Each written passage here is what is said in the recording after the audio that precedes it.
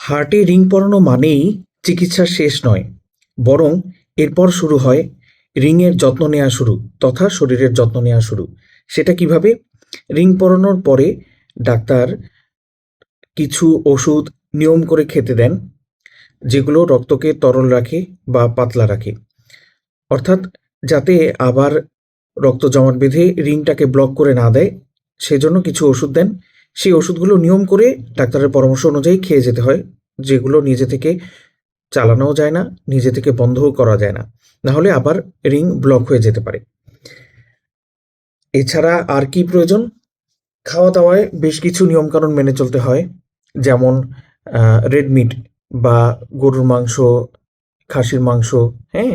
এ জাতীয় খাবার আ যত পরিমিত আহার করা যায়, তেল চর্বি জাতীয় খাবার যত কম খাওয়া যায়, ভাজা-পোড়া জাতীয় খাবার এগুলো যত কম খাওয়া যায়, শাকসবজি, ফলমূল যত বেশি খাওয়া যায়, সেই দিকে আ মনোনিবেশ করা প্রয়োজন।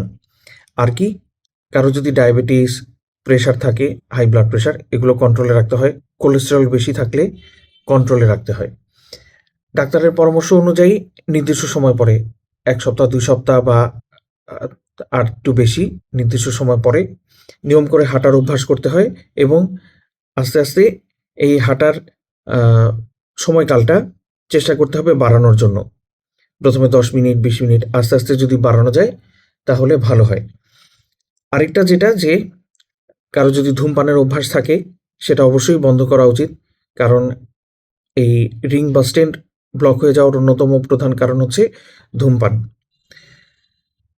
আর হলো follow up. Follow up ring পরানোর পরে যিনি রিং পরিয়েছেন তার পরামর্শ অনুযায়ী নির্দিষ্ট সময় মতন রেগুলার ফলো আপে থাকলে পরবর্তীতে ভালো থাকার সম্ভাবনা অনেক বেশি থাকে। আর last but not the least important হলো যদি রিং পরানোর পরেও পরবর্তীতে আবার বুকে চাপ লাগা, সাথে ঘাম হওয়া বা শ্বাসকষ্ট হওয়া এই ধরনের সিম্পটম হয় তাহলে দ্রুত হাসপাতালে ডক্টরের কাছে যেতে হবে। মোদ্দা কথা, রিং পরানো মানেই হার্টের চিকিৎসা শেষ নয়, বরং এরপরে সঠিক নিয়ম মেনে চললে, অর্থাৎ রিং হচ্ছে জীবন বাঁচায়, কিন্তু রিংয়ের যত্ন নিলে এরপরে রিংটা ভালো থাকে, অর্থাৎ শরীর ভালো থাকে। ধন্যবাদ।